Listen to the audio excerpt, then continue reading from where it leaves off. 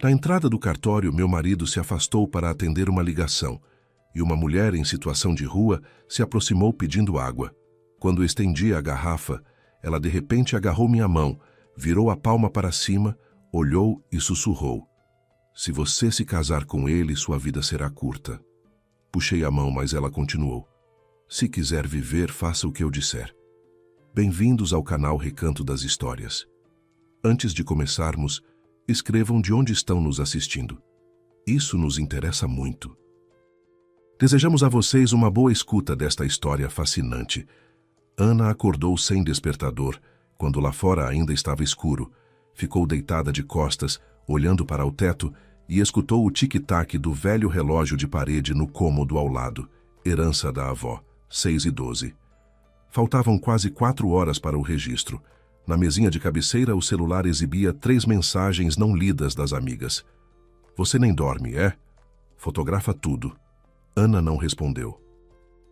Virou de lado, puxou o cobertor até o queixo e tentou entender o que exatamente a impedia de dormir. Não era ansiedade, não era alegria, era outra coisa, quieta, embotada, como uma dor de dente que ainda não se instalou por completo, mas já dá o seu recado. Ela se levantou, foi de meias até a cozinha.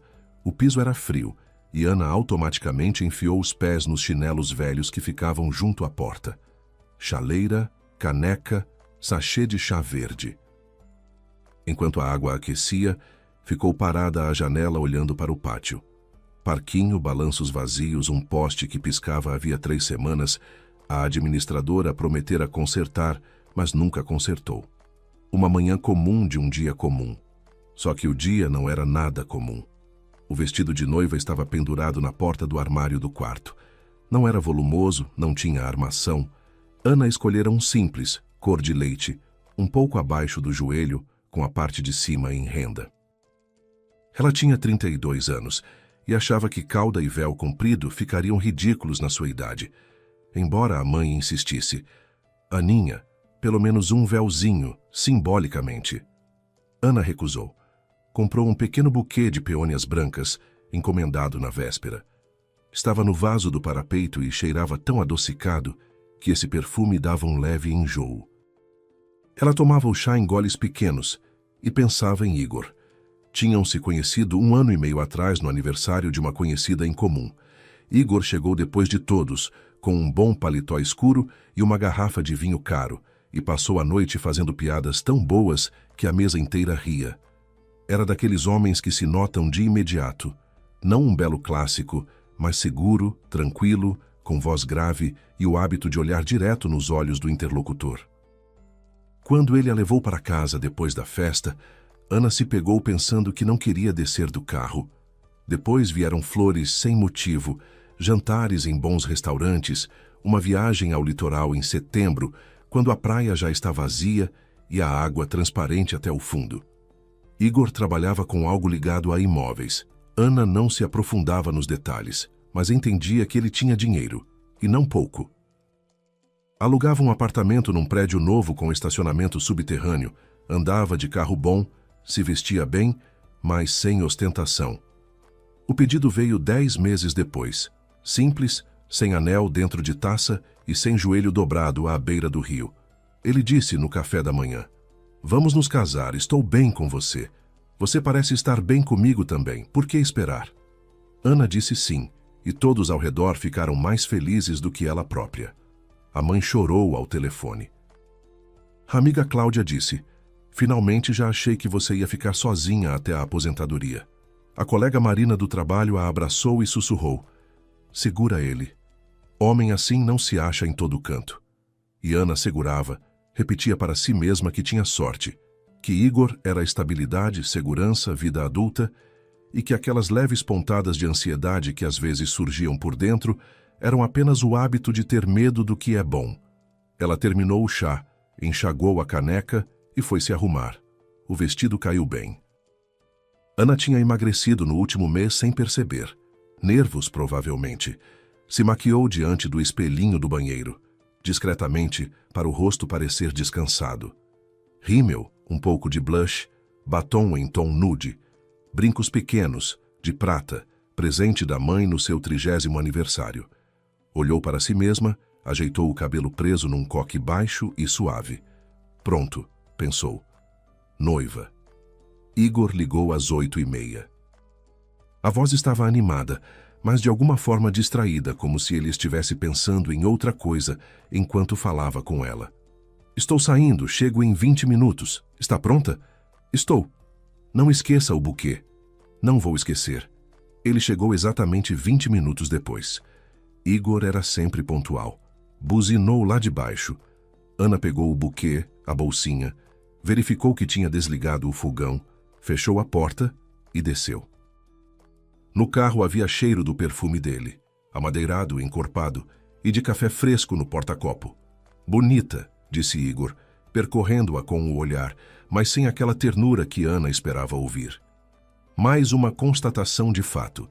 Ela se sentou, afivelou o cinto, colocou o buquê no colo. No caminho quase não conversaram. Igor dirigia, ouvia um rádio qualquer, às vezes tamborilava os dedos no volante. 2 vezes o celular pousado no console acendeu com notificações. Ele olhava para a tela, mas não atendia. Ana fitava pela janela as casas, as árvores, os pontos de ônibus com gente indo trabalhar e pensava que em algumas horas se tornaria a esposa de alguém. A palavra esposa lhe soava estranha, como um casaco que pertence a outro e no qual ainda é preciso crescer. Chegaram ao cartório 10 para as 10. O prédio era típico, 2 andares, colunas, degraus largos e pesadas portas de madeira. Nas laterais da entrada, grandes vasos com petúnias já um pouco murchas ao sol de outono. No estacionamento, alguns carros, um deles enfeitado com fitas. Aparentemente, havia outro casamento antes deles. Igor desligou o motor, mas não saiu. O celular vibrou de novo e desta vez ele atendeu.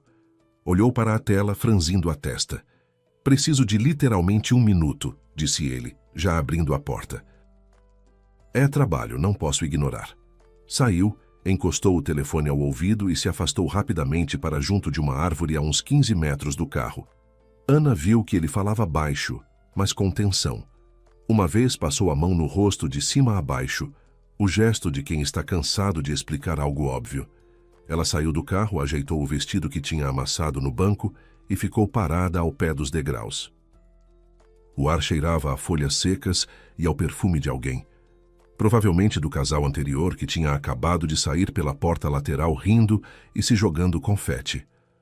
Pombos caminhavam pelo asfalto quente, desviando preguiçosamente dos passantes. Ana apertou o buquê contra o peito e pensou que precisava ligar para a mãe, avisar que estavam lá, mas decidiu ligar depois. Com licença, moça. A voz era baixa, um pouco rouca. Ana se virou. Junto ao muro baixo que separava os degraus de uma pequena área arborizada com bancos e canteiros, estava uma mulher mais velha. Usava um casaco escuro, grande demais para ela, visivelmente de outro tamanho, abotoado até o último botão. Apesar do dia quente, o rosto era curtido, com rugas profundas ao redor da boca e na testa, o cabelo grisalho preso para trás com um elástico simples. Mas os olhos eram completamente diferentes, claros, atentos, com um brilho inquieto que não combinava com sua aparência desgastada. Não teria água? Perguntou a mulher. Estou tonta, esse calor. Ana automaticamente abriu a bolsa. Lá estava uma garrafinha de água que tinha jogado de manhã por precaução. Tirou, estendeu. Pode pegar. A mulher recebeu a garrafa com as 2 mãos. Os dedos eram longos, secos, com unhas cortadas rentes. Deu alguns goles lentos, fechando os olhos. Depois abaixou a garrafa e, de repente, sem soltá-la, com a outra mão envolveu suavemente o pulso de Ana. Espere. Ana não puxou a mão, mais pela surpresa do que por qualquer outra razão. A mulher virou devagar a palma dela para cima e se inclinou. Ficou olhando em silêncio uns 10, talvez 15 segundos. Ana não contou, simplesmente ficou parada, sentindo o toque dos dedos secos e desconhecidos na sua pele. Então, a mulher ergueu os olhos e havia algo neles que tirou o fôlego de Ana. Se você se casar com ele, sua vida será curta. Ana finalmente puxou a mão, recuou meio passo. Um arrepio percorreu suas costas, embora o sol estivesse quente e na testa até houvesse surgido uma leve gota de suor. "O que a senhora está dizendo?" murmurou ela sem entender por que murmurava. "Se quiser viver, faça o que eu disser." A mulher falava com calma, sem ênfase, mas com tal seriedade que soou mais assustador do que um grito. "Quando ele oferecer um papel para assinar, não assine hoje. Diga que depois, só diga depois. Lembre-se dessa palavra. A senhora não está bem." Ana sacudiu a cabeça, tentando se agarrar a algo racional. Uma mulher em situação de rua na frente do cartório. Quiromancia, previsões. Era exatamente do tipo que ela costumava achar graça. Mas agora, por algum motivo, não dava vontade de rir. "Pode ser", concordou a mulher com tranquilidade. "Mas guarde isso. Só guarde." Nesse momento, passos soaram atrás dela. Igor chegou, enfiou o celular no bolso do paletó e lançou à mulher um olhar rápido, o mesmo com que se olha para algo insignificante, que não merece atenção, como um pombo ou uma sacola amassada na calçada. "Já estão chamando, vamos?" Ele pegou Ana pelo cotovelo e os dedos se fecharam um pouco mais firme do que o necessário. Ana deu um passo, depois outro, e então olhou para trás. A mulher estava no mesmo lugar, apertando a garrafa contra o peito e os encarando. Seus olhos se encontraram por um instante e a mulher fez um leve aceno de cabeça. Como quem diz: "Fiz o que pude. Agora é com você." Por dentro, o cartório cheirava a flores e a algo burocrático, cera de assoalho ou aromatizador de ambiente. No corredor havia mais 2 casais, uns jovenzinhos claramente nervosos e um homem com uma mulher que deviam ter uns 50 anos, de mãos dadas, com o ar de quem não precisava de nenhuma certidão para estar junto. Ana os invejou por um instante e logo se repreendeu. Foram chamados para a sala. O cômodo era pequeno, com cortinas bordô, um buquê de flores artificiais sobre a mesa e um retrato emoldurado na parede. A funcionária, uma mulher gordinha em terno azul, com um penteado que parecia não ter mudado desde os anos 80, dizia palavras decoradas sobre amor, fidelidade e responsabilidade. A voz era monótona, mas amigável, como a de uma professora na última aula antes das férias. Igor ficou ao lado, reto, de terno bom, sorrindo com um sorriso equilibrado e confiante. Colocou o anel no dedo de Ana. Ela sentiu o frio do metal e pensou que estava um pouco largo. Precisaria ajustar. Depois ela colocou o anel no dedo dele. Assinaram. Ele se inclinou e a beijou rapidamente, secamente, como se colocasse um ponto final numa frase. Saíram. Na escadaria, esperavam algumas pessoas. 2 amigos de Igor, a amiga Cláudia com o marido, a colega Marina. Champanhe, serpentinas, abraços, beijos no rosto. "Beijo!" gritou alguém, e Ana riu porque era o que se fazia. Cláudia a abraçou e sussurrou no ouvido: "Pronto, agora você é uma senhora casada, vai se acostumando." Marina fotografava tudo, pedia para ela se virar para cá, para lá. Ana sorria, recebia flores, agradecia, e o tempo todo o olhar dela deslizava pelos rostos, pelas taças, pelas serpentinas, até o lugar junto ao muro, onde 10 minutos antes estava a mulher no casaco escuro, mas já não havia ninguém lá. Só a garrafinha de água vazia na beira do meio-fio, posta com cuidado, como se alguém a tivesse deixado de propósito. Já no carro, quando os convidados tinham partido e à frente estava um jantar de família no restaurante, Ana recostou no banco e fechou os olhos. Na cabeça tudo se misturava: o cheiro de champanhe, os parabéns de alguém, o confete no cabelo que ela ainda não tinha penteado, e a voz daquela mulher, baixa, rouca, sem nenhuma nota de loucura. "Se você se casar com ele, sua vida será curta." Ana sacudiu a cabeça como se tentasse sacudir essas palavras e abriu os olhos. Igor dirigia em silêncio, uma mão no volante, a outra repousando no descanso de braço. Parecia calmo, calmo demais para alguém que tinha se casado meia hora atrás. Nenhum entusiasmo, nenhuma agitação, nenhuma daquela leve nervosidade que as pessoas sentem no dia do casamento. Apenas dirigia, olhava para a estrada. Às vezes trocava de marcha. "Você está bem?" perguntou Ana. "Claro, por quê?" "Não sei, você está muito quieto." Ele virou a cabeça, sorriu brevemente, como se ligasse e desligasse uma lâmpada. "É que a cabeça está cheia de coisas do trabalho. Me desculpa, chegando lá eu relaxo." E logo, como para confirmar o que havia dito, estendeu a mão até o porta-luvas e tirou de lá uma pasta fina, cor de bege. Deixou-a entre os dois bancos. "Olha, tem um detalhe", disse ele naquele tom com que se fala de algo sem importância, de uma conta esquecida ou de um seguro vencido. "Lembra que mencionei o acordo pré-nupcial?" Ana olhou para a pasta, depois para ele. Mencionou uma vez de passagem há alguns meses. "Então, meu advogado, o Dr. Renato, preparou os documentos. Faz tempo, na verdade, mas amanhã ele tem audiência e depois viagem por 2 semanas, e ele está pedindo para fechar essa questão. Hoje podemos passar lá depois do jantar, assinar. 10 minutos, não mais. É tudo padrão, Aninha. Separação de bens. O que era de cada um antes do casamento fica com cada um. Uma formalidade." Ana pegou a pasta, abriu. Eram 7 ou 8 páginas. Letra miúda, linguagem jurídica, cláusulas numeradas. As palavras dançavam diante dos olhos. O carro balançava nas curvas. Era impossível ler. Ela viu o próprio nome. O nome de Igor. As palavras bem imóvel em caso de dissolução, propriedade exclusiva. E fechou a pasta.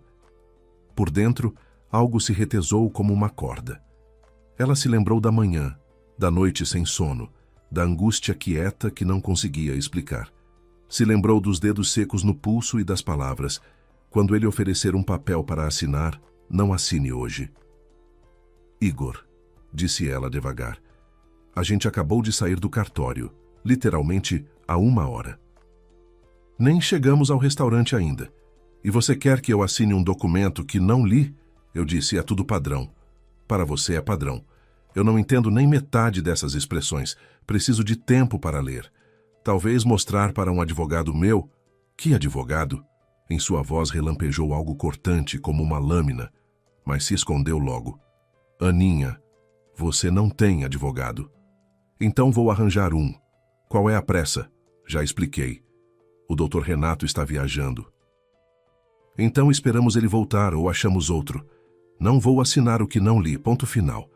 Ela colocou a pasta de volta no porta-luvas. Igor ficou em silêncio por uns 10 segundos, e esses 10 segundos de silêncio no carro pesaram mais do que qualquer palavra. Ana viu os dedos dele apertarem um pouco mais o volante, um músculo tremer na mandíbula. Então ele soltou o ar rapidamente pelo nariz e disse com voz uniforme, "Tudo bem, como quiser. Semana que vem, e ligou o rádio. O restaurante chamava-se Arvoredo e ficava no térreo de um velho prédio numa rua tranquila. Uma sala pequena, umas 15 mesas, cadeiras de madeira e toalhas brancas, velas em castiçais de vidro, jazz suave de caixas de som invisíveis. Igor tinha reservado uma mesa separada no canto junto à janela que dava para um patiozinho com arbustos de hortênsias. A mesa estava posta para 12 pessoas.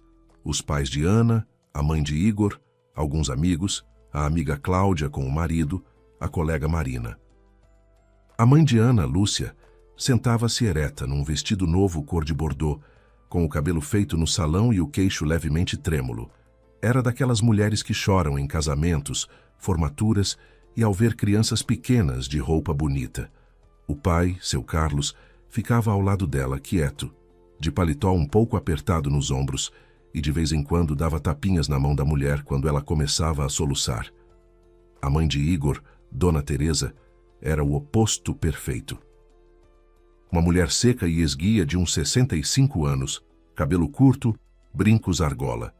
Sentava-se com as costas retas, tomava o vinho branco em goles pequenos e observava o que acontecia com o ar de quem assiste a uma peça de teatro do camarote, com interesse, mas sem a menor intenção de subir ao palco. Com Ana era cortês, mas sem calor. No ano e meio de conhecimento, Ana nunca conseguira entender se a sogra aprovava o casamento ou simplesmente achava que não valia a pena se meter. Igor se transformou quando entraram no restaurante. Abraçou a mãe, apertou com firmeza a mão do pai de Ana, fez piadas com os amigos, serviu champanhe a todos ele mesmo.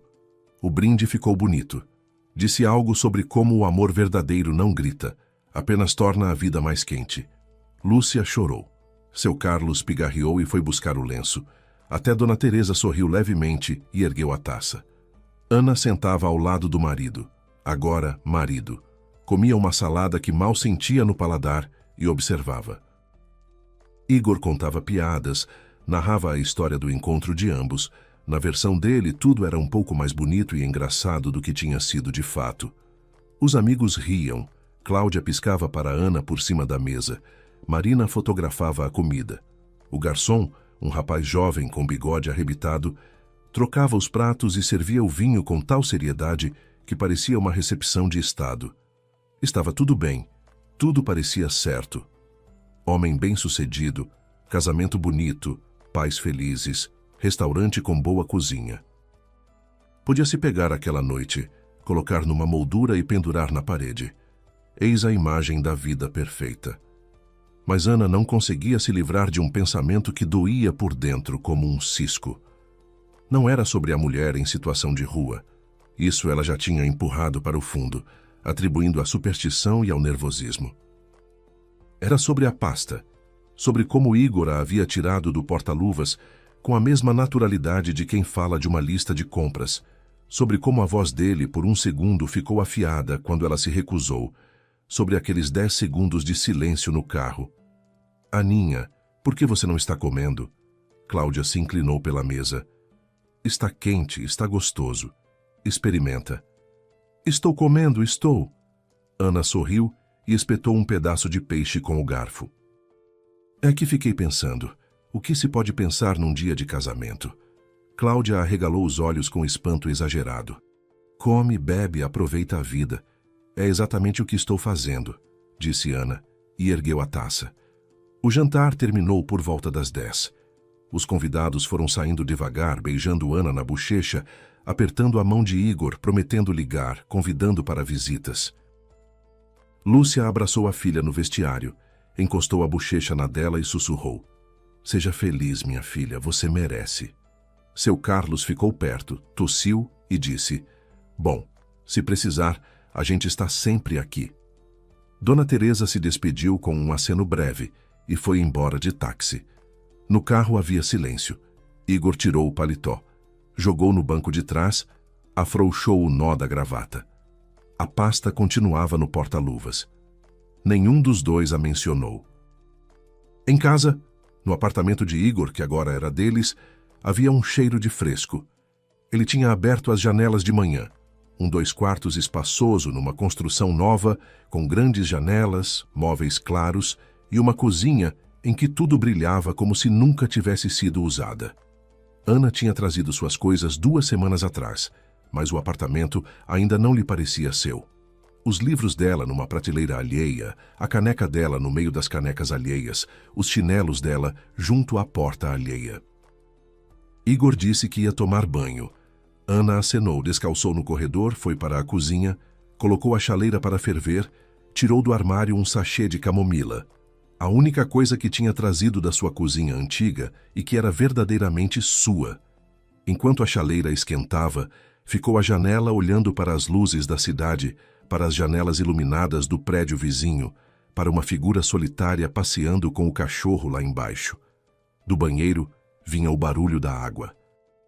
O celular de Igor estava sobre a mesa da cozinha, com a tela para cima. Ao lado, as chaves, a carteira, alguns cartões de visita. Ele sempre esvaziava os bolsos quando chegava em casa, com cuidado, fileirinha de soldadinhos. Ana não tinha a intenção de olhar. Em 1 ano e meio jamais havia tocado no celular dele, não por indiferença, mas por princípio. Achava que a confiança era a base de tudo, e se fosse vasculhar mensagens alheias, a base racharia. Igor, aliás, tinha a mesma posição, e nem sequer colocava senha. Não tenho nada a esconder, dizia. E Ana acreditava, mas a tela de repente acendeu. Uma mensagem chegando, o nome do remetente, Marquinho.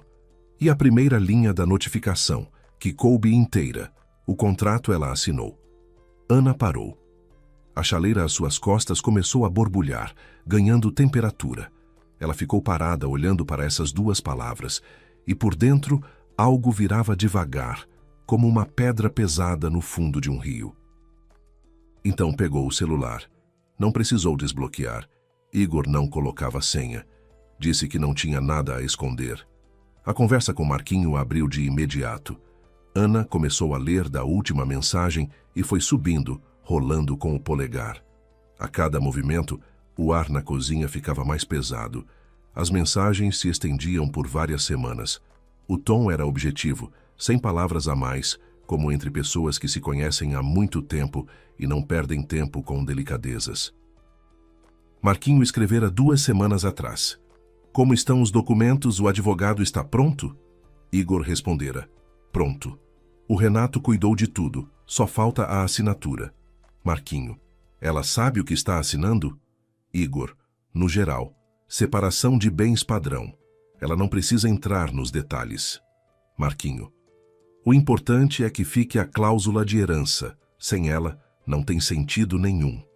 Mais adiante, uma mensagem da semana antes do casamento. Igor. O apartamento está no nome dela, o sítio também. A conta, parcialmente no nome dela. Tudo isso passa para mim pelo contrato em caso de morte súbita dela. O Renato redigiu de forma que nem dá brecha. Marquinho. E se ela chamar um advogado dela? Igor. Ela não tem advogado e não vai se dar ao trabalho. Ela confia em mim. Vai assinar sem olhar. Ana parou de sentir os dedos.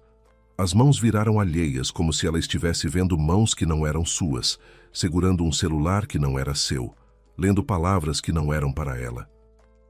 Mas as palavras eram sobre ela. Mais abaixo, mensagens de 3 dias antes do casamento. Marquinho. Quando começamos pelo esquema. Igor. Depois de assinar. Precisa esperar uns 2 meses para não levantar suspeita. Marquinho. Como vai parecer? Igor. Acidente ou algo doméstico? Você é profissional, sabe melhor do que eu. Marquinho. Doméstico é mais limpo. Menos câmeras, menos testemunhas. Fico pensando nas opções. A chaleira clicou, a água ferveu e desligou automaticamente. Ana não se mexeu. Continuou rolando, embora por dentro tudo gritasse: para! Chega, larga o celular. Mas os dedos se moviam sozinhos, como se ela precisasse ver tudo até o fim, até a última letra, para não sobrar nenhuma brecha para a dúvida. A última mensagem era de hoje. Marquinho escrevera 3 horas atrás, mais ou menos quando estavam na frente do cartório. E aí, assinou hoje?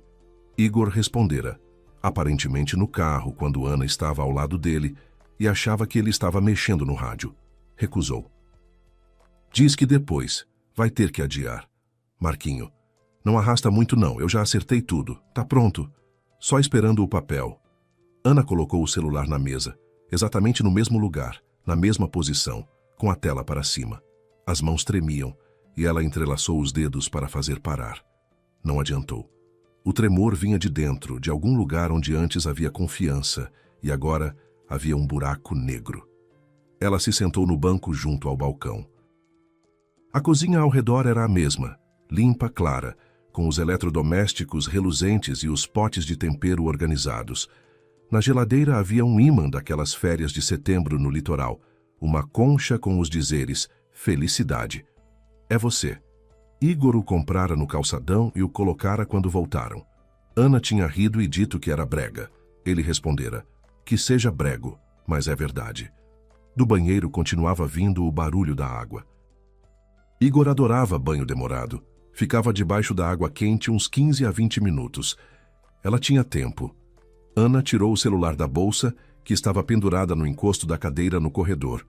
Voltou para a cozinha, abriu a câmera e começou a fotografar a conversa, página por página, da primeira mensagem até a última. Os dedos ainda tremiam e as primeiras 2 fotos saíram borradas. Ela as apagou e repetiu, pressionando os cotovelos na mesa para estabilizar.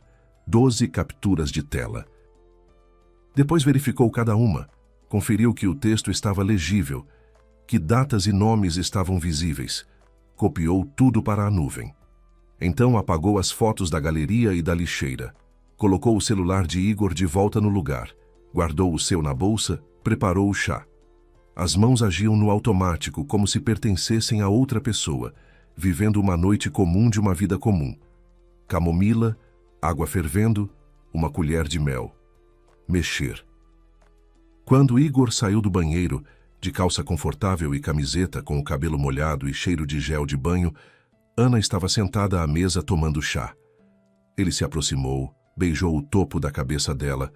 Por que você não foi dormir? Cansada? Um pouquinho. Vou terminar o chá e vou. O dia foi bom, né? Ele abriu a geladeira, tirou uma garrafa de água mineral, serviu num copo. Foi, disse Ana, e sua voz soou uniforme, e ela própria se surpreendeu com a facilidade com que aquilo saiu. Igor bebeu a água, pôs o copo na pia e foi para o quarto. 5 minutos depois ouviu-se uma respiração regular de lá. Ele sempre adormecia rápido, interruptor. Clique e pronto. Ana ficou na cozinha por um longo tempo. O chá esfriou, ela não requentou. Lá fora a cidade foi silenciando. As luzes nos prédios vizinhos apagavam uma a uma, como velas num bolo de aniversário. O dono do cachorro tinha ido embora. No parquinho lá embaixo, vazio e escuro, ela pensava. Não de forma caótica, não em pânico. Devagar, com peso, como alguém que caminha pela lama funda, e cada passo custa esforço. Na parede, ao lado dela, dormia um homem que hoje tinha posto um anel no dedo dela, que durante 1 ano e meio trouxera flores, a levara ao litoral, dissera as palavras certas, e que, 3 dias antes do casamento, discutira com um parceiro como melhor organizar sua morte, acidente ou algo doméstico. Ela tentou se lembrar se havia sinais. Algo que tivesse passado despercebido, que ela tivesse atribuído ao cansaço ou ao humor. Talvez houvesse. Talvez aqueles momentos em que os olhos dele ficavam vítreos, quando ele a olhava como se estivesse calculando algo mentalmente. Às vezes em que ele perguntava com insistência demais sobre o apartamento dela, sobre o sítio dos pais que eles tinham colocado em seu nome 2 anos atrás, sobre a poupança, ela achava que ele estava interessado, preocupado, planejando um futuro juntos, mas ele planejava algo completamente diferente. Por volta das 2 da manhã, ela se levantou, foi em silêncio até o corredor, tirou do armário uma mala de viagem pequena, a que usava em viagens de trabalho. Voltou para a cozinha, abriu a gaveta onde ficavam os documentos, RG, CPF, escritura do apartamento, cartão bancário, a apólice de seguro. Colocou tudo na mala. Colocou também o carregador do celular, um pendrive em que transferiu as fotos da conversa a partir da nuvem, e a carteira com o dinheiro vivo. A mala ficou escondida no armário do corredor atrás dos casacos de inverno. Voltou para o quarto, deitou ao lado de Igor. Ele não acordou, não se mexeu sequer. Respirava regular, fundo, tranquilo, como uma pessoa com a consciência absolutamente limpa. Ana ficou deitada de costas, olhando para o teto. O mesmo relógio atrás da parede, o mesmo cheiro do apartamento alheio que jamais se tornara familiar. Só que agora tudo era diferente. Cada coisa naquele quarto, cada travesseiro, cada dobra da cortina, parecia cenário por trás do qual havia algo negro e viscoso. Ela não chorou. Lágrimas seriam um alívio, mas não vieram. Por dentro havia outra coisa, fria, sólida como uma pedra engolida, que agora repousava no estômago e pressionava todos os órgãos de uma vez. Não medo, não dor. Clareza. Aquela clareza que vem quando a ilusão se desfaz de vez e você vê as coisas como são, sem filtros, sem esperança, sem e se eu tiver me enganado. Ela não se enganara. Lera cada palavra, fotografara cada linha, e agora estava deitada ao lado de um homem para quem ela não era esposa, mas uma linha num plano de negócios. Na madrugada, quando o céu lá fora começou a virar lilás, Ana finalmente fechou os olhos, não porque o sono tivesse vindo, mas porque a decisão estava tomada e não havia mais nada para pensar. Só restava levantar, pegar a mala e ir embora. E ela ia fazer isso. Dali a algumas horas, quando ele acordasse e fosse fazer o café da manhã, ela diria que estava indo à casa da mãe. E iria. Só que não para a casa da mãe. Ela esperou Igor se levantar primeiro. Ele sempre se levantava às 7h30, até nos fins de semana. O despertador interno não falhava. Ana ouviu quando ele foi arrastar os pés até o banheiro, ouviu a água correr, depois o tinido do moedor de café na cozinha. O cheiro de café moído na hora se espalhou pelo apartamento. E aquele cheiro, que na véspera ainda parecia aconchegante, agora enroscava o estômago. Ela se levantou quando ele já estava sentado à mesa com a caneca e o celular. Saiu para a cozinha de roupão, com o cabelo mal preso. E aquele visual propositalmente cotidiano, amassada, sonolenta, normal, era parte do plano. Nada de incomum, apenas uma manhã depois do casamento. Bom dia. Igor ergueu os olhos da tela. Quer café? Não, obrigada. Prometi para a minha mãe que ia lá. Ela ontem falou alguma coisa de pressão. Quero dar uma olhada. Agora? Ela madruga. Volto no almoço. Igor acenou. Tomou um gole de café. Nenhuma suspeita nos olhos. Apenas a leve indiferença de alguém que tem coisas mais importantes para fazer. Tudo bem. Dá um abraço em Dona Lúcia. Ana se vestiu rápido. Jeans, blusa, jaqueta. No corredor, enquanto Igor não via, tirou a mala de trás dos casacos de inverno e a enfiou numa sacola grande de supermercado que estava na prateleira do calçado. Sacola comum, nada de especial. Calçou o sapato, pegou da mesinha as chaves do seu antigo apartamento, verificou o celular, a carteira, os documentos. Tchau, chamou do corredor. Tchau, respondeu ele sem se levantar. A porta fechou. Ana ficou no patamar e contou até 10. Só contou para não sair correndo. Queria correr escada abaixo pelo pátio, longe daquela porta, daquele cheiro de café, daquele homem. Mas se obrigou a caminhar com calma. Chamou o elevador. Desceu. Saiu do prédio. A manhã estava cinzenta. Caía uma chuva fina. E Ana pensou que era um tempo apropriado para aquele dia. Não foi para a casa da mãe. Em vez disso, foi a pé até a estação de metrô mais próxima, entrou no vagão e tirou o celular. As mãos já não tremiam. Depois da noite sem dormir, havia chegado uma estranha calma, como anestésico que não cura, mas embota. Ligou para Fernanda.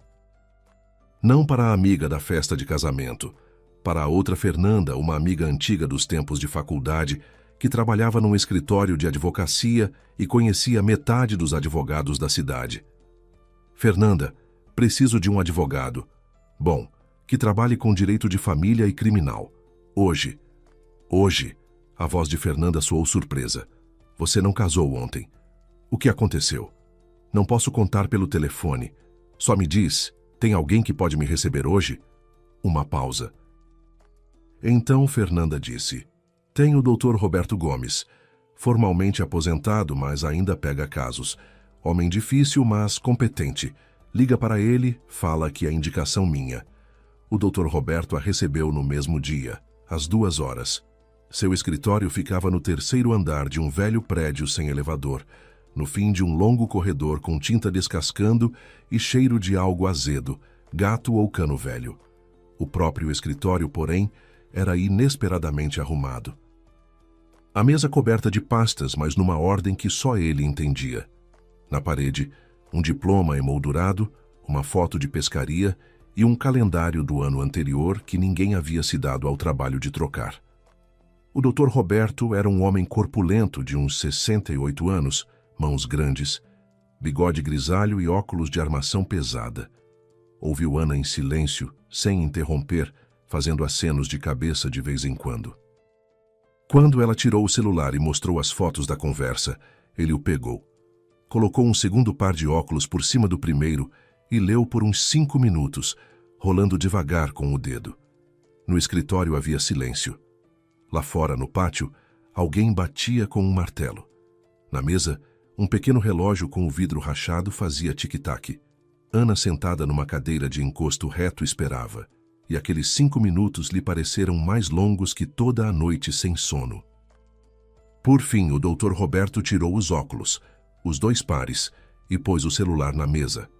Então é assim, disse ele com voz calma, objetiva, sem sombra de compaixão ou horror, o que, curiosamente, tranquilizou Ana mais do que qualquer palavra de consolo. Primeiro, você não assina nada, nem hoje, nem amanhã, nem daqui a 1 mês. Segundo, com esse material vamos à polícia hoje.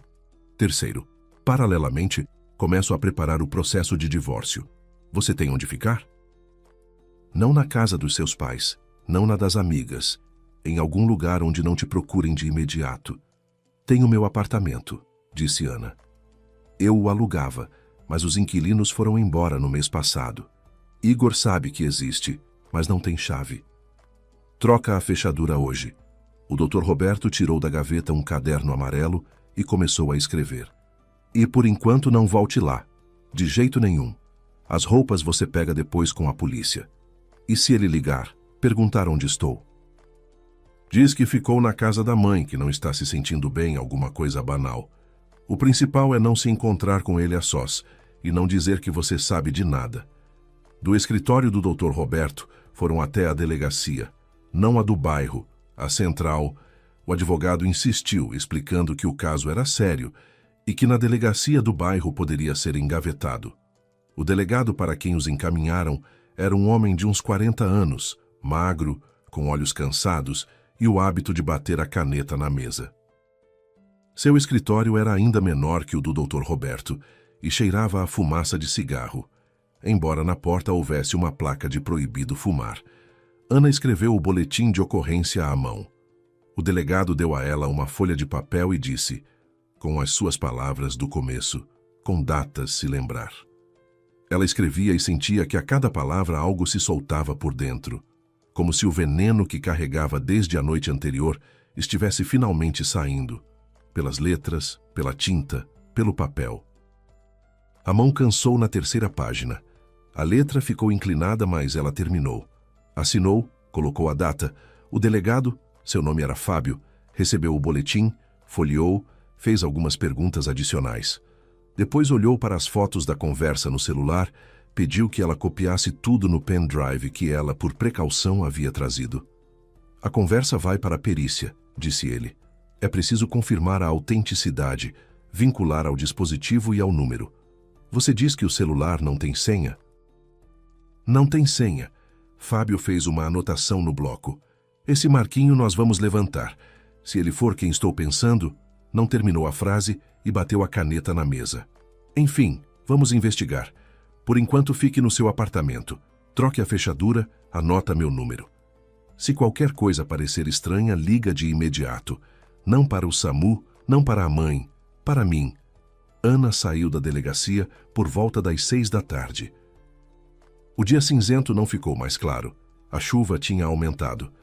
E ela ficou parada sob a marquise do prédio, segurando contra o peito a bolsa com os documentos, olhando para a calçada molhada, para os carros, para as pessoas com guarda-chuva que passavam apressadas em direção aos seus afazeres comuns. Ela queria ser uma delas. Só uma pessoa com guarda-chuva indo para casa, acendendo a chaleira, ligando a TV e adormecendo ao borbulhar de alguma série. Mas seu lar agora era um apartamento com paredes alheias e cortinas alheias, e o homem ao lado de quem ela dormira na noite anterior planejava matá-la. O Dr. Roberto a levou até o seu apartamento, uma sala e quarto num prédio de 5 andares, 3º andar, com vista para o pátio da escola.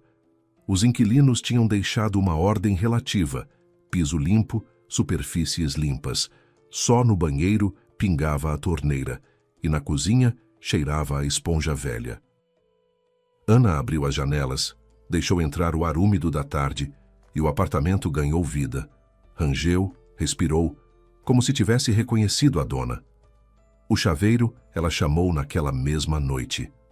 Um homem de meia idade com macacão chegou 1 hora depois, trocou a fechadura em 20 minutos, recebeu o dinheiro e foi embora sem fazer uma única pergunta. Ana fechou a porta com a nova chave, girou 2 vezes e se encostou de costas na porta. Ficou assim por 1 ou 2 minutos. Então foi para o quarto, sentou no sofá, velho amassado com os apoios de braço gastos, e chorou. Não por causa de Igor, não de medo, mas de cansaço, de ter se mantido tão firme nas últimas horas que os músculos emperraram e agora, quando finalmente podia largar, o corpo decidiu por ela. Chorou pouco, uns 5 minutos, talvez 7. Depois se lavou, ferveu a chaleira, encontrou num armário um vidro de café solúvel e um pacotinho de açúcar. Ligou para a mãe. Mãe, vou ficar um tempo no meu apartamento. Não, está tudo bem. Só quero resolver umas coisas na casa. Os inquilinos foram embora. Tem coisa para consertar. Não precisa vir. Sim, já comi. Mãe, estou bem. De verdade. Desligou e pensou que nunca na vida tinha mentido tanto para a mãe num único telefonema. As semanas seguintes foram como um longo corredor cinzento sem janelas. Ana ia ao trabalho, voltava para o apartamento, preparava comida simples, macarrão, arroz com feijão, ovo mexido, e esperava os telefonemas do delegado. Fábio ligava raramente, mas sempre com informação. Marquinho foi identificado rapidamente. Certo Marcos Ribeiro, 39 anos, 2 condenações por estelionato, solto em liberdade condicional antecipada 1 ano e meio atrás. A perícia da conversa confirmou a autenticidade das mensagens, vinculadas aos dispositivos, endereços IP, conferindo datas e horários verificados. Para Igor, Ana disse por telefone que precisava de tempo para pensar, para ficar sozinha. Ele primeiro ficou surpreso, depois insistiu em se encontrar, depois ficou irritado. Ela se manteve firme, respondia com frases curtas, não entrava em discussão. Depois de 2 semanas, ele parou de ligar todo dia. Depois de 3, mandou uma mensagem seca. Se quiser divórcio, fala logo. Ela não respondeu. A prisão aconteceu 1 mês depois do boletim. Ana soube por Fábio. Ele ligou à noite. A voz estava com o mesmo cansaço de sempre, mas com alguma coisa que se podia interpretar como satisfação. Os 2 foram presos. Ribeiro em casa, Igor no trabalho. Ele está em detenção provisória. Já chamou advogado. O que ele está dizendo? Por enquanto, nada. Está negando tudo. Mas com essa base probatória não vai ir longe.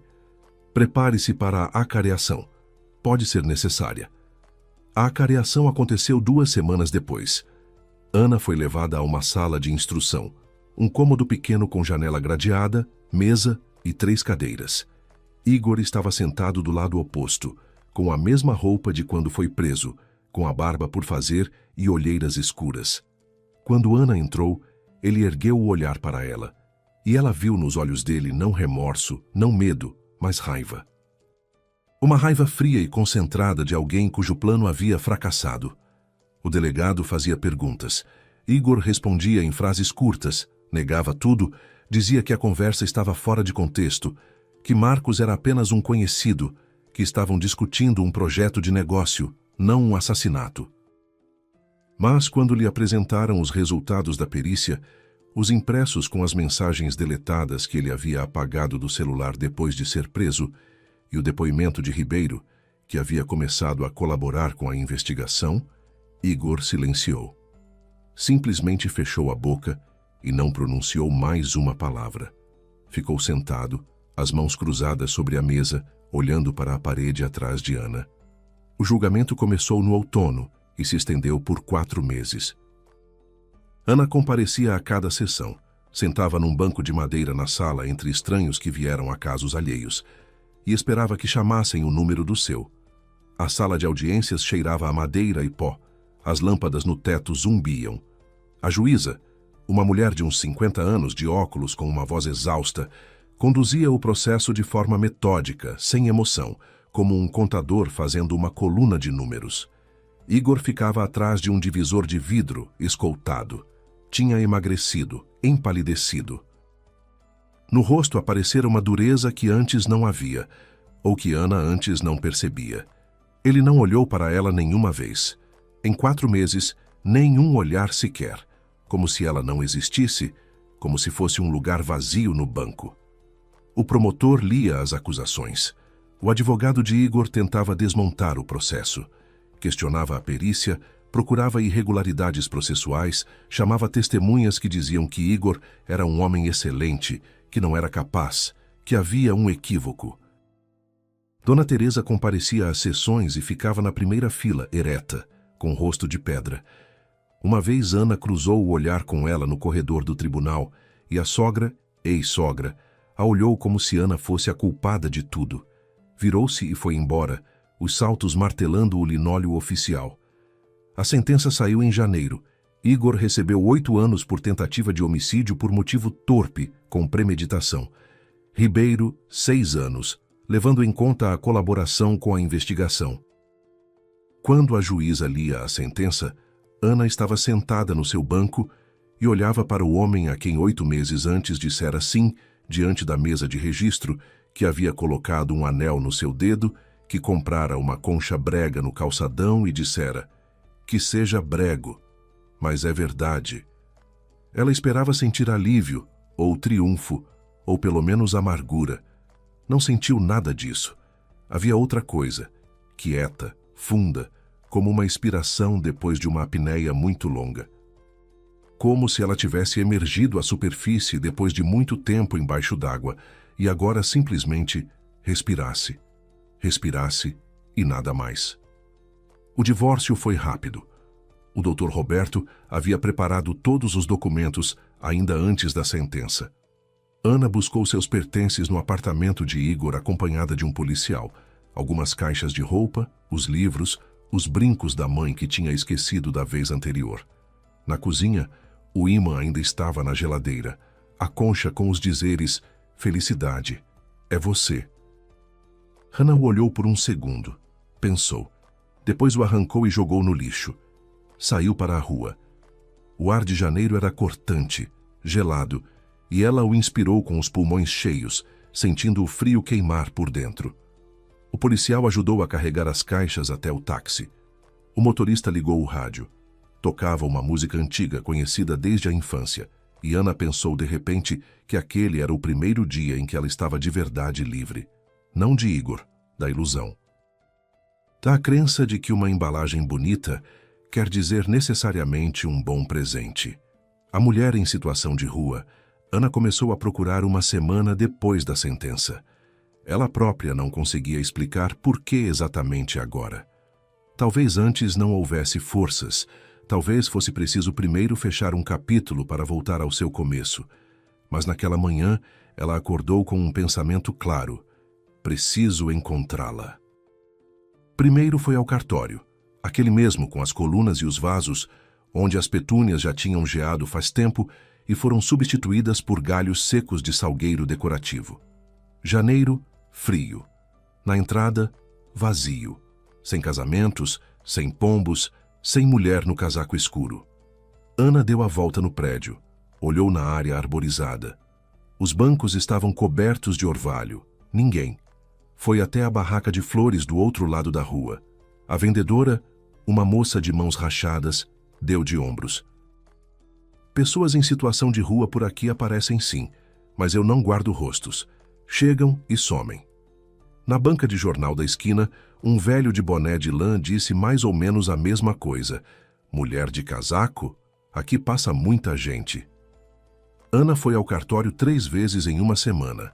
De manhã, à tarde, à noite, em horários diferentes, na esperança de que a rota das pessoas em situação de rua se repetisse de alguma forma. Na terceira vez entrou no próprio prédio e foi até o segurança. Um homem de meia idade com garrafa térmica e jornal. Explicou quem estava procurando. Ele pensou, coçou a nuca e disse: "Tinha sim, de casaco escuro, quieta. Eu não botava ela para fora. Ela não incomodava ninguém, ficava de lado. Mas faz tempo que não aparece." Na segunda semana de buscas, Ana foi alargando o círculo. Percorria as ruas vizinhas, olhava em becos, perguntava em farmácias e mercados. Num mercadinho, uma atendente disse: "Ah, a senhora não está procurando a dona Valentina? Ela aparece de vez em quando para comprar pão. Quieta, educada, sempre agradece, mas faz tempo que não vem." Um nome. Finalmente um nome. Ana se agarrou a ele como a um fio. O passo decisivo foi uma faxineira do parque perto do cartório. Uma mulher não tão jovem, de colete laranja, raspando a lama da calçada com uma pá. Quando Ana descreveu quem procurava, a faxineira se endireitou, se apoiou na pá e fez um aceno de cabeça. Dona Valentina, claro que conheço. Ela ficava aqui no verão, no terceiro banco a partir da entrada, lendo o livro. Uma mulher culta, dá para ver logo. Eu às vezes trazia chá da minha garrafa térmica para ela. Agora ela fica perto da farmácia da Rua das Flores, pro fim do dia. Na Rua das Flores, qual farmácia? Só tem uma, com a cruz verde na esquina, onde era a padaria antigamente. Você vai encontrar ela. Ela não se afasta muito. Ana foi para a Rua das Flores naquele mesmo fim de tarde. Achou a farmácia rápido, de fato com a cruz verde, de fato na esquina. Perto dali, uma pequena marquise sobre a entrada de um comércio fechado. E debaixo dessa marquise, num caixote plástico de cabeça para baixo, estava sentada uma mulher naquele mesmo casaco escuro. Diante dela, no chão, uma caixa de papelão com algumas coisas e, ao lado, uma sacola surrada. Ana parou a alguns passos. A mulher ergueu os olhos e reconheceu. Não de imediato, não num instante, mas como se reconhece uma melodia tocando ao longe. Primeiro o inclinar da cabeça, depois o semicerrar dos olhos, depois um aceno lento. A noiva, disse ela baixinho. Boa tarde. Ana se aproximou. Eu estava te procurando. Por quê? Ana ficou em silêncio. Tinha passado aquela conversa pela cabeça tantas vezes, e em todas as versões as palavras saíam tortas, pomposas demais ou secas demais. Agora parada na rua fria de janeiro diante de uma mulher sentada num caixote, ela percebeu que não precisava de nenhum roteiro. A senhora salvou minha vida, disse ela. Só quero ao menos te dizer obrigada. Valentina a olhou por um longo tempo. Depois baixou os olhos para as próprias mãos. Então funcionou. Funcionou. Não assinei. E depois descobri. Ana pausou. Enfim, a senhora estava certa. Em tudo. Ficaram em silêncio. Uma mulher passou com um carrinho de bebê. Um homem saiu da farmácia com uma sacola de remédios. Em algum lugar atrás dos prédios, uma buzina soou. A vida comum de uma tarde comum, que corria ao redor delas sem perceber. Eu não sabia com certeza, disse Valentina baixinho. Às vezes você simplesmente sente alguma coisa, vê uma pessoa e entende que tem algo errado. Pensei, vou falar. Pior não vai ficar. Se ficar calada, vou ficar com isso na cabeça. Como a senhora entendeu? Pela mão. Valentina esboçou um sorriso num canto da boca. Pela mão eu não entendo nada. É só para dar crédito para que você parasse e prestasse atenção. Quem vai ouvir uma mulher em situação de rua que simplesmente chega e fala coisas estranhas? A mão é como um motivo, uma deixa. Na verdade, fui observando vocês uns 10 minutos enquanto você estava nos degraus. Você e ele. Ele se afastou, estava falando ao telefone, e o rosto era completamente diferente. Não o que mostrava para você. Duro, irritado. E quando voltou, em um segundo mudou tudo. Sorriso, voz mansa. Já vi isso antes. No meu marido era igual. Um rosto para as pessoas, outro de verdade. 20 anos olhando para essa troca e sei o que ela esconde. Ana se abaixou de cócoras ao lado do caixote. O frio do calçamento atravessava as calças jeans, mas ela não ligou. Me conta de você, pediu ela. Valentina contou, de forma concisa, sem lamentações, sem autocomiseração. Trabalhou como contadora numa empresa por 23 anos. O marido Gerson foi motorista, depois mestre de obra, depois nada. Começou a beber depois dos 40, primeiro às sextas, depois todo dia. As dívidas foram se acumulando como bola de neve. Primeiro pegou dinheiro com amigos, depois com conhecidos, depois com gente com quem é melhor não ter dívida. Tiveram que vender o apartamento para cobrir o pior. Foram morar na casa da mãe dele, num quarto apertado na periferia da cidade. A mãe morreu 1 ano depois. O apartamento Gerson também acabou perdendo. Entrou numa jogada de revenda, assinou papéis sem ler. Sem ler, repetiu Valentina e olhou para Ana. É por isso que eu falei, não assina. Gerson morreu 5 anos atrás. O coração não aguentou. Valentina ficou sozinha, sem moradia, sem economias, com uma aposentadoria que dava para pão e remédio para a pressão. 2 anos num albergue na periferia. Depois fecharam para a reforma e ela foi para a rua. No verão, os bancos, as marquises, às vezes os corredores dos prédios. No inverno, a rodoviária quando deixavam entrar, ou os porões quando achava aberto. Não estou reclamando, disse ela, percebendo a expressão de Ana. A vida não pergunta se você está pronta, simplesmente arrasta. O principal é não amargar. Se amarga, acabou. Ana tirou da bolsa um envelope. Tinha preparado com antecedência. Sacado da conta uma soma que daria para alugar um quarto por alguns meses, comprar roupa, comida, regularizar documentos. Estendeu para Valentina. Aqui tem dinheiro. Não é esmola, não é caridade. Pense como...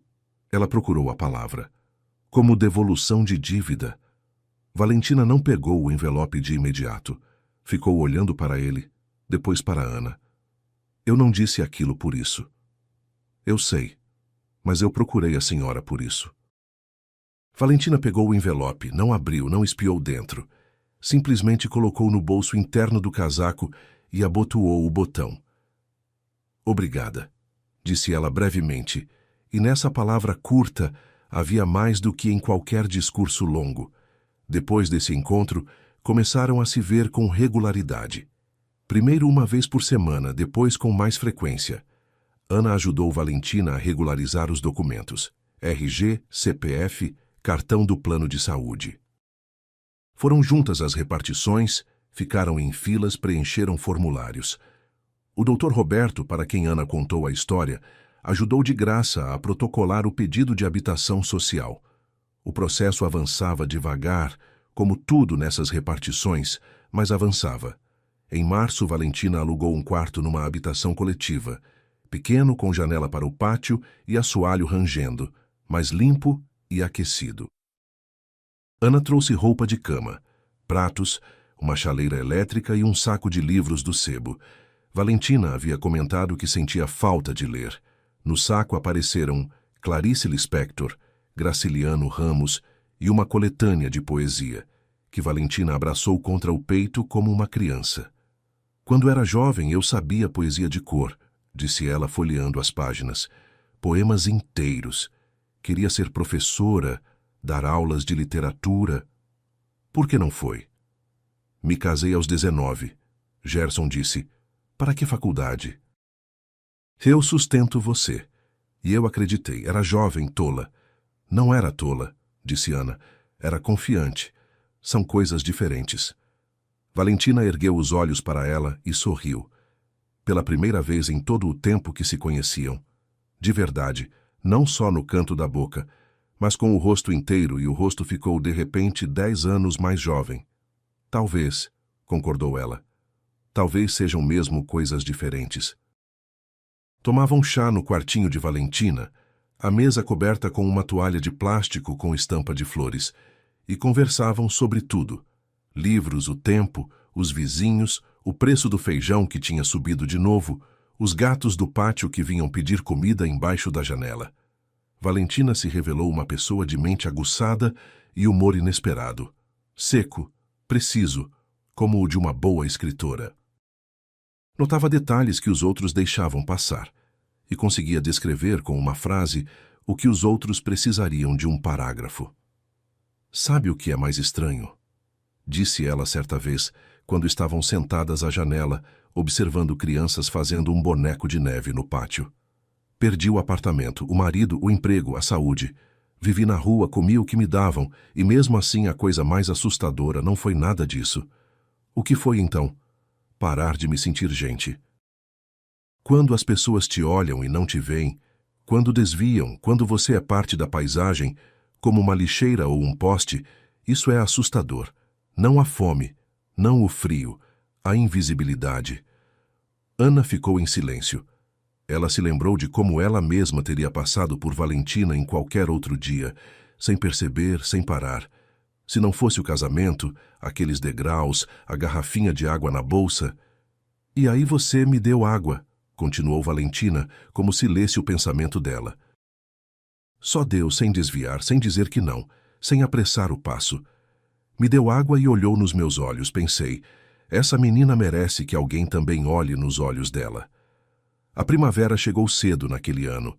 As chuvas diminuíram em meados de março. Em abril as árvores verdejaram e o ar ficou macio, quente, com cheiro de terra molhada e primeiros brotos. Hannah ia à casa de Valentina todo fim de semana, às vezes no meio da semana também. Levava mantimentos, livros. Uma vez trouxe um vasinho de violeta porque Valentina havia dito que sentia falta de flores vivas. Numa das visitas, no final de abril, estavam tomando chá. Valentina havia preparado chá de folhas soltas em um bule antigo encontrado num brechó.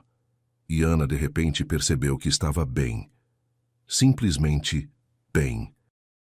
Sem condições, sem ressalvas, sem aquela voz ansiosa na cabeça que sussurrava que depois do bom vem o ruim.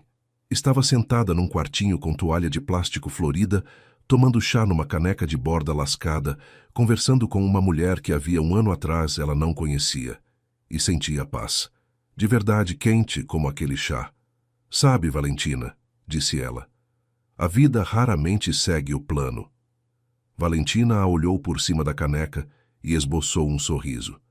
Isso você me diz? Eu sei lá, a vida raramente segue o plano que a gente fez, mas às vezes dá uma chance. Logo na entrada do cartório, Ana riu. Pela primeira vez em muito tempo. De verdade, com facilidade, do fundo. E Valentina riu também. Baixinho, um pouco roucamente, mas de verdade. Lá fora as crianças chutavam uma bola no pátio. O gato dormia no parapeito da janela dos vizinhos. A violeta sobre a mesa tinha lançado um novo botão. E o chá estava quente, e a tarde era longa, e não havia nenhuma pressa. Obrigado por ouvir esta história. Este foi o canal Recanto das Histórias. Se gostaram, deixem um comentário dizendo o que acharam e se inscrevam no canal para não perder as próximas histórias.